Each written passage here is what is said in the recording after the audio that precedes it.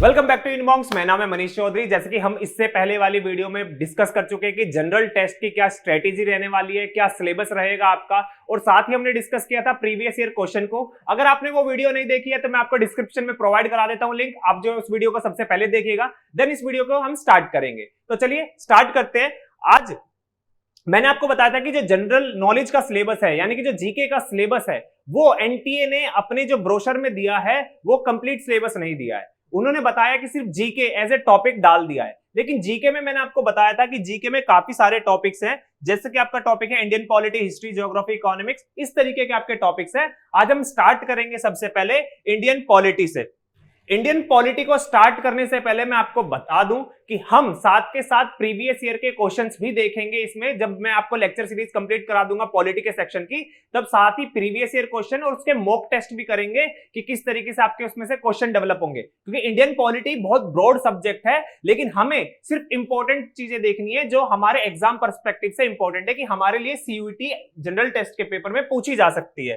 ठीक है, तो स्टार्ट करते हैं। इस लेक्चर सीरीज में हम सबसे पहले देखेंगे कि रेगुलेटिंग एक्ट क्या था, Pitt's India act, charter acts को देखेंगे, और साथ ही हम देखेंगे गवर्नमेंट ऑफ इंडिया एक्ट और इंडियन काउंसिल एक्ट्स को। तो चलिए स्टार्ट करते हैं। लेकिन स्टार्ट करने से पहले मैं आपको बता दूं कि यूनिमॉन्क्स आपकी सीयूईटी और साथ के साथ बोर्ड्स की भी तैयारी कराता है। अगर आप बोर्ड्स में अच्छा स्कोर करना चाहते हैं और सीयूईटी में हाईएस्ट स्कोर करके अपने पसंद का कॉलेज लेना चाहते हैं, तो आप जो है यूनिमॉन्क्स के साथ बने रहिए। यूनिमॉन्क्स के चैनल को सब्सक्राइब कीजिए और यूनिमॉन्क्स को कॉन्टेक्ट कर सकते हैं आप। ऑलराइट, तो चलिए स्टार्ट करते हैं।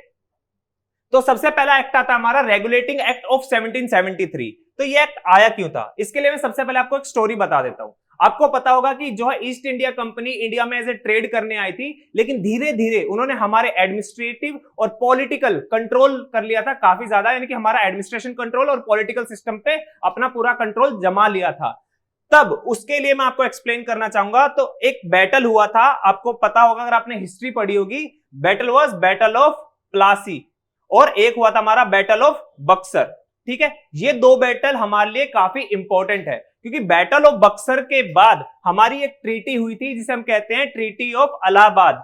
ट्रीटी ऑफ इलाहाबाद के बाद दो मेन चीजें हुई थी, जिसमें हमें एक निजामत राइट और दीवानी राइट दिया गया था। निजामत राइट आया था किसके पास, मुगल्स के पास, और दीवानी राइट आया था ईस्ट इंडिया कंपनी के पास। अब आपके मन में सवाल होगा कि ये निजामत राइट और दीवानी राइट क्या होता है। बेसिकली निजामत राइट जो था वो था मेंटेनेंस के लिए, आर्मी के मेंटेनेंस के लिए, यानी कि मिलिट्री मेंटेनेंस के लिए। और हमारा जो दीवानी राइट होता था वो right to collection of revenue होता था। ठीक है, अब ईस्ट इंडिया कंपनी ने क्या किया कि सारा रिवेन्यू कलेक्ट करने का राइट अपने अंदर ले लिया, और मेंटेनेंस ऑफ मिलिट्री किसको दे दिया, वो दे दिया मुगल्स के अंडर। ठीक है, ये जो सिस्टम स्टार्ट हुआ था निजामत राइट और दीवानी राइट, इस सिस्टम को हम कहते हैं डुअल गवर्नमेंट सिस्टम। ठीक है, अब इसके बाद क्या हुआ कि ईस्ट इंडिया कंपनी गई ब्रिटिश गवर्नमेंट के पास, वहां जाके बोला कि भाई हमारे को लोन की जरूरत है, हमें लोन दे दो। तो ब्रिटिश गवर्नमेंट ने ये बोला कि भाई इंडिया में तो सारा का सारा तुम चला रहे हो, लूट रहे हो, आराम से मजे ले रहे हो, पैसे अच्छा कमा रहे हो, अब हमारे पास लोन की क्या जरूरत पड़ गई। तो इसको देखते हुए उन्होंने एक एक्ट बनाया, that is regulating act of 1773, कि अब हम तुम्हें कंट्रोल करेंगे, तुम्हारे जो फंक्शनिंग है, एडमिनिस्ट्रेशन है, कि किस तरीके से तुम वहां वर्क करते हो। तो इस एक्ट के अंदर तीन सबसे इंपॉर्टेंट चीज है जो आपके एग्जाम के लिए इंपॉर्टेंट है, जो पूछी जा सकती है। दैट इज वॉरेन हेस्टिंग को गवर्नर जनरल ऑफ बंगाल बनाया गया। इससे पहले क्या होता था कि गवर्नर ऑफ बंगाल होता था, ना कि गवर्नर जनरल। उस गवर्नर की पोस्ट को एलिवेट कर दिया और गवर्नर जनरल बना दिया गया, और पहला जो गवर्नर जनरल ऑफ बंगाल बना था दैट वाज वॉरेन हेस्टिंग। तो याद रखिएगा कि जब भी पूछा जाएगा कि गवर्नर जनरल ऑफ बंगाल कौन था पहला, दैट इज वॉरेन हेस्टिंग। उसके साथ साथ एक चीज आई, कोर्ट ऑफ डायरेक्टर। ठीक है, कोर्ट ऑफ डायरेक्टर आया कि जो ईस्ट इंडिया कंपनी का जो फंक्शन था एडमिनिस्ट्रेशन का, उसको कंट्रोल करने के लिए। तीसरी इंपॉर्टेंट चीज थी that is supreme court at कहां, कोलकाता, कि एक सुप्रीम कोर्ट बनाया जाएगा कहां पे, कोलकाता में। ठीक है, तो ये तीन पॉइंट आप याद रखेंगे, that is Warren Hasting, court of director and supreme court. अब इसके बाद क्या हुआ, अब इसके बाद अगर मैं आपको बताऊं तो इसके बाद आया पिट्स इंडिया एक्ट 1784। अब ये हुआ कि ठीक है, इंडिया के अंदर एडमिनिस्ट्रेशन तो संभाल लेंगे, अब जो है उनका पॉलिटिकल अफेयर कौन संभालेगा। तो उसके लिए एक पिट्स इंडिया एक्ट 1784 बनाया और एक और बॉडी बनाई गई, बोर्ड ऑफ कंट्रोल। ये बोर्ड ऑफ कंट्रोल जो बनाई गई, ये पॉलिटिकल अफेयर्स को कंट्रोल करने के लिए बनाई गई, किसके? ईस्ट इंडिया कंपनी के। ऑलराइट, तो याद रखिएगा पहला कौन सा था हमारा? रेगुलेटिंग एक्ट, सेकंड हो गया हमारा पिट्स इंडिया एक्ट। नेक्स्ट, अगर हम नेक्स्ट पे जाएं तो नेक्स्ट तो फिर आता है हमारा चार्टर एक्ट 1813। 1813 में हमारे लिए सबसे इंपॉर्टेंट क्या है? देखिए 1813 में हमारे लिए सबसे इंपॉर्टेंट आता है कि ईस्ट इंडिया कंपनी की जो मोनोपोली थी, ट्रेड की मोनोपोली, उसको खत्म कर दिया। लेकिन किस चीज को छोड़ा? Tea and trade with China. ठीक है, ट्रेड मोनोपोली को खत्म कर दिया except trade of tea with China. याद रखिएगा। नेक्स्ट हमारे लिए सबसे इंपॉर्टेंट है कि 1 लाख रुपए, साथ ही 1 लाख रुपए एजुकेशन के लिए भी अलॉट किए गए कि इंडिया के अंदर हम एजुकेशन को डेवलप करने के लिए 1 लाख रुपया इन्वेस्ट करेंगे। लेकिन वो 1 लाख रुपए कभी यूज ही नहीं किया गया। नेक्स्ट हमारे लिए आता है चार्टर एक्ट 1833। चार्टर एक्ट 1833 भी हमारे लिए काफी इंपॉर्टेंट है, क्योंकि इस एक्ट के बाद जो गवर्नर जनरल ऑफ बंगाल था ना, पहले क्या था? बंगाल, अब उसको क्या कर दिया गया? Governor general of India. और पहली बार गवर्नर जनरल ऑफ इंडिया कौन बना? That was William Bentinck. तो नाम याद रखेगा, पहले कौन था? गवर्नर जनरल ऑफ बंगाल, कौन था? Warren Hasting. Second governor general of India कौन बना? William Bentinck.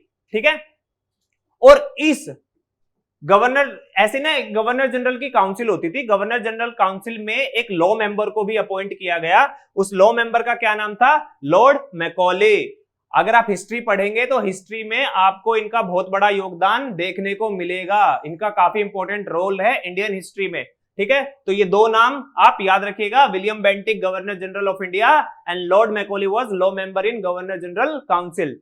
नेक्स्ट आता है हमारा कि लेजिस्लेटिव और एग्जीक्यूटिव फंक्शन जो था ना गवर्नर जनरल काउंसिल में, उसको सेपरेट कर दिया गया। अब काफी बच्चों के माइंड में डाउट होगा कि होता क्या है। बेसिकली सबसे पहले क्या होता था कि फॉर एग्जांपल मैं उससे पहले का आपको बताता हूं कि जो राजा होते थे ना, राजा ही कानून बनाते थे, राजा ही उसका फैसला देते थे कि भाई किसी ने किसको क्या सजा देनी है, किसने क्या जुर्म किया है, और कानून भी वही बना रहे हैं, कानून को इंप्लीमेंट भी वही कर रहे हैं, सजा भी वही दे रहे हैं। तो बेसिकली 3 तरह के फंक्शंस होते हैं, that is executive, judiciary and legislative. तो ये तीनों के तीनों फंक्शन किसके द्वारा किए जाते थे? पहले किंग के द्वारा, राजाओं के द्वारा किए जाते थे, लेकिन over the period of time ऐसे ही ये सारे काम किसके अंदर हो रहे थे? ईस्ट इंडिया कंपनी के अंदर। तो इसका जो फंक्शन था, गवर्नर जनरल काउंसिल का जो फंक्शन था, कानून बनाने का और कानून इंप्लीमेंट करने का, ये दोनों फंक्शन को सेपरेट कर दिया। यानी कि अब कानून बनाने के लिए अलग बॉडी हो गई और उसको इंप्लीमेंट करने के लिए अलग बॉडी। ठीक है, नेक्स्ट इस एक्ट के अंदर, चार्टर एक्ट 1853 के अंदर एक और इंपॉर्टेंट चीज आई, that is open competition for civil services Indians के लिए। अब पहले क्या था कि इंडिया में जब ईस्ट इंडिया कंपनी थी तो जो इंडियन सिविल सर्विसेज होती थी उनमें इंडियंस को पार्टिसिपेट नहीं करने दिया जाता था। सारे के सारे पोजीशन जो होती थी, हायर पोजीशन, वो किनके पास होती थी? वो होती थी ब्रिटिशर्स के पास। लेकिन इसको भी चेंज किया गया, इसको इंट्रोड्यूस किया गया कि अब ओपन कंपटीशन होगा, कोई भी आके जो है, अब इंडियंस भी आके उसमें सिविल सर्वेंट बन सकते हैं।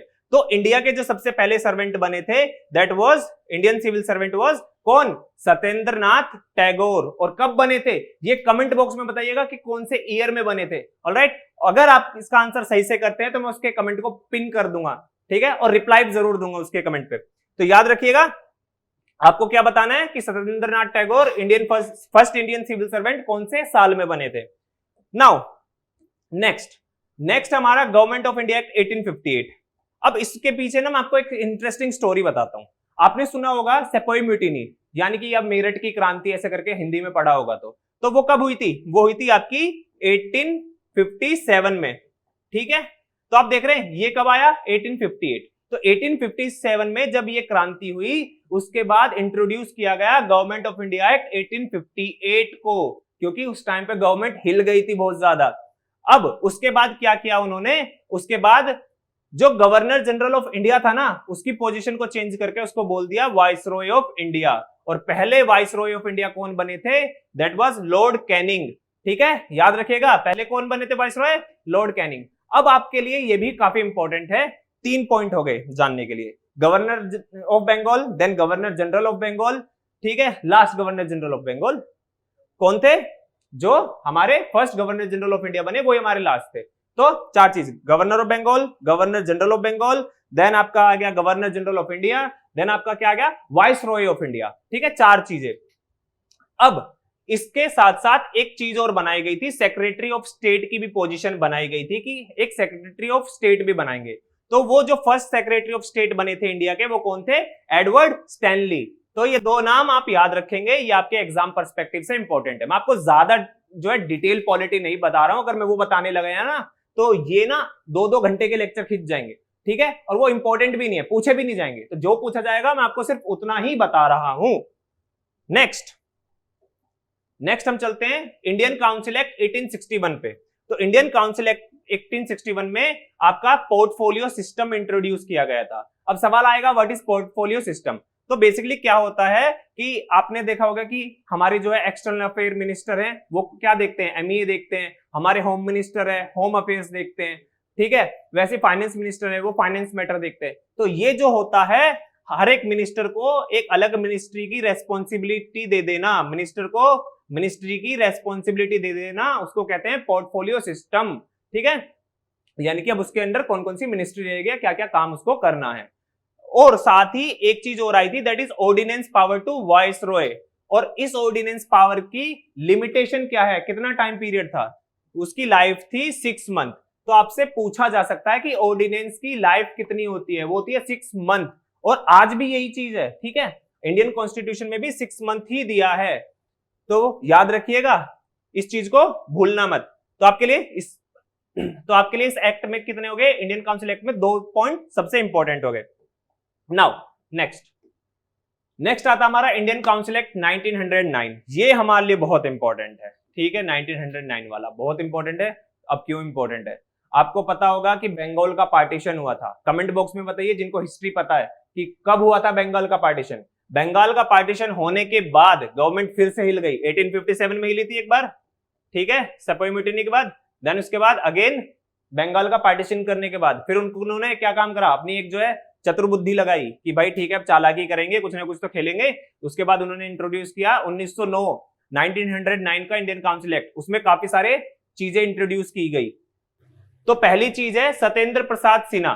सत्येंद्र प्रसाद सिन्हा को फर्स्ट इंडियन था जो इसने एग्जीक्यूटिव काउंसिल ज्वाइन की थी। किसकी? वाइस रॉय की, एज लॉ मेंबर। ठीक है, याद रखिएगा सत्येंद्र प्रसाद सिन्हा कौन थे? First Indian to join viceroy executive council as law member. ठीक है, ये जो मैं आपको नाम्स बता रहा हूं ना, जितने भी नेम है, ये इंपॉर्टेंट है आपके लिए, समझ लीजिए। ये आपके फिंगर टिप्स पे होने चाहिए। मैं आपको इतनी ज्यादा डिटेल्स दी नहीं अभी, मुश्किल से आपके जो है अभी 10-15 ही पॉइंट्स बने होंगे। ठीक है, ज्यादा टफ नहीं इनको याद करना। नेक्स्ट, सेपरेट इलेक्टोरेट आया था मुस्लिम्स के लिए। ये है असली गेम चेंजर। ठीक है, मैंने क्या बताया आपको? अगर आपने पढ़ा होगा बंगाल पार्टीशन वाला पार्ट मॉडर्न हिस्ट्री के अंदर, तो आप ये समझेंगे कि सेपरेट इलेक्टोरेट आया था मुस्लिम्स के लिए, यानी कि इंट्रोड्यूस किया गया था कि सिर्फ मुस्लिम ही मुस्लिम लीडर के लिए वोट कर सकते हैं, उसको चुन सकते हैं। ठीक है, यहां पे आप देख सकते हैं, ये आपकी जो है पिक्चर, ये उसी चीज को बता रही है कि सेपरेट इलेक्टोरेट फॉर मुस्लिम्स। अब ये सेपरेट इलेक्टोरेट इंट्रोड्यूस किसके द्वारा किया गया था? ये इंट्रोड्यूस किया गया था लॉर्ड मिंटो के द्वारा। और लॉर्ड मिंटो को कहा जाता है फादर ऑफ कम्युनल इलेक्टोरेट। ठीक है, अब आपको 2 वर्ड, जब आप हिस्ट्री पढ़ेंगे ना, हिस्ट्री में 2 वर्ड आपको जानने के मिलेंगे। एक होता है फादर ऑफ कम्युनल अवॉर्ड और एक है फादर ऑफ कम्युनल इलेक्टोरेट। तो इन दोनों में कंफ्यूज मत होना। आप मुझे बताइए कि फादर ऑफ कम्युनल अवॉर्ड कौन है? कमेंट में फटाफट बताइएगा। अब ये जो रिफॉर्म था ना, इंडियन काउंसिल एक्ट 1909, इसको कहा जाता है मोर्ले मिंटो रिफॉर्म भी। तो आपसे पूछ सकता है कि मोर्ले मिंटो रिफॉर्म क्या है? तो क्या है Morley Minto reform? Indian council act 1909। ठीक है, याद रहेगा। चलिए आगे चलते हैं। नेक्स्ट है हमारा government of India act 1909। Again ये भी हमारा काफी इंपॉर्टेंट है। इसमें आपका जो पॉसिबिलिटी है, मैक्सिमम पॉसिबिलिटी इस एक सिंगल वर्ड की है जो पूछी जा सकती है, दैट इज डायरकी। कि डायरकी इंट्रोड्यूस की गई थी प्रोविंसेस में। अब डायरकी क्या होती है? डायरकी समझाने के लिए मैं आपको सब्जेक्ट मैटर समझाना चाहूंगा। सब्जेक्ट मैटर बेसिकली क्या था कि सेंट्रल गवर्नमेंट किस पे कानून बना सकती है, प्रोविंसेस किस पे कानून बना सकते हैं, सब्जेक्ट्स बता दिए गए थे। और कुछ सब्जेक्ट मैटर्स जो है ना वो रिजर्व कर दिए गए थे गवर्नर के लिए, ठीक है, कि गवर्नर ही उन चीजों पे कानून बना सकता था। तो ये जो डायरकी थी, ये जो दोगलापन देखा ना आपने अश्नीर ग्रोवर का दोगलापन, तो ये बेसिकली जो दोगलापन था ना, ये डायरकी थी एक तरीके की। इसको भी ज्यादा डिटेल में आपको समझने की जरूरत नहीं, सिर्फ आपको वर्ड पता होना चाहिए कि डायरकी किसमें आई थी, दैट इज 1919 में। Now separate provincial and central subjects, मैंने आपको यहां बता दिया कि सेंट्रल का अलग था, प्रोविंसेस का अलग था, and then there was reserve. ठीक, next bicameral legislation, sorry bicameral legislature, ठीक है। बाइकैमरल लेजिस्लेचर में क्या था, अब आप यहां देख रहे हैं, अब हमारा पार्लियामेंट है, ठीक है, पार्लियामेंट के दो हाउस है, दैट इज लोकसभा और राज्यसभा। ये जो दो हाउस है ना, इसी को ही बाइकैमरल लेजिस्लेचर कहा जाता है, यानी कि जिस असेंबली के अंदर दो हाउस होते हैं उन्हें कहते हैं बाइकैमरल लेजिस्लेचर। नेक्स्ट, इस एक्ट में यह भी कहा गया था कि एक सेंट्रल पब्लिक सर्विस कमीशन बनाया जाएगा जो रिक्रूटमेंट करेगा किसकी, सिविल सर्वेंट्स की। तो आज यही जो सेंट्रल पब्लिक सर्विस कमीशन क्या है, यूपीएससी, जो आपके आईएएस आईपीएस के एग्जाम्स कंडक्ट कराता है। ये कब बनाया गया था, 1926 में। नेक्स्ट हमारा आता है स्टैट्यूटरी कमीशन। एक ये बोला गया था कि स्टैट्यूटरी कमीशन जो हम बनाएंगे वो रिव्यू करेगा गवर्नमेंट ऑफ इंडिया एक्ट 1919 को, कि जो इसके द्वारा चीजें इंट्रोड्यूस की गई है क्या वो अच्छे से फंक्शन कर रही है। तो उसकी फंक्शनिंग को चेक करने के लिए, अगर आपने हिस्ट्री पढ़ी है अगेन, तो आपको याद होगा साइमन कमीशन, ये वही कमीशन था जो इंट्रोड्यूस किया गया था इस एक्ट के द्वारा। नेक्स्ट हमारा गवर्नमेंट ऑफ इंडिया एक्ट 1935, इसको हम अच्छे से डिस्कस करेंगे। गवर्नमेंट ऑफ इंडिया एक्ट 1935 में सबसे पहली चीज इंट्रोड्यूस की गई थी प्रोविंशियल ऑटोनॉमी, यानी कि जो प्रोविंसेस थे उनको काम करने का अधिकार दिया जाएगा और उनके काम में इंटरफेरेंस नहीं किया जाएगा, वो अपनी मर्जी से डिसीजन ले पाएंगे, तो उनको ऑटोनॉमी प्रोवाइड कराने की बात की गई थी। और जो मैंने डायरकी बताई थी आपको, वो स्टेट यानी प्रोविंसेस से अबॉलिश कर दी और कहां अडॉप्ट कर लिया उसको, सेंटर में, यानी कि अब वो सेंटर में आ गई थी। अब मैं इसका एग्जांपल देता हूं, ठीक उसी तरीके से जो सब्जेक्ट लिस्ट थे, आज के टाइम पे भी सब्जेक्ट लिस्ट है हमारे, सेंटर के अलग है, स्टेट के अलग है, और कॉन्करेंट लिस्ट जो है हमारी वो अलग है, जिसमें दोनों ही कानून बना सकते हैं। देन हमारा है extended separate electorate for depressed class. तो डिप्रेस्ड क्लास के लिए भी जो है इलेक्टोरेट सिस्टम इंट्रोड्यूस किया गया था, कौन से एक्ट के द्वारा, गवर्नमेंट ऑफ इंडिया एक्ट 1935 के द्वारा। नेक्स्ट है हमारा एक आरबीआई यानी कि रिजर्व बैंक ऑफ इंडिया को भी स्टेब्लिश करने की बात की गई थी, और एक फेडरल कोर्ट ऑफ इंडिया। ये जो फेडरल कोर्ट ऑफ इंडिया है यही हमारा आज का सुप्रीम कोर्ट है, ठीक है, याद रहेगा। कब आया था, हमारा गवर्नमेंट ऑफ इंडिया एक्ट 1935 के द्वारा। अब इसमें एक चीज इंपॉर्टेंट है जो आपसे पूछी जा सकती है इस एक्ट में से, क्योंकि इस एक्ट में यही सबसे मेन चीज है, that is residuary power. Residuary power दी गई थी वाइस रॉय के पास। अब आपके मन में सवाल होगा कि जी ये हमारी, अब आपके मन में सवाल होगा कि ये रेजिडुअरी पावर क्या होती है। तो बेसिकली रेजिडुअरी पावर वो होती है, फॉर एग्जांपल कि मैंने आपको बोल दिया कि जो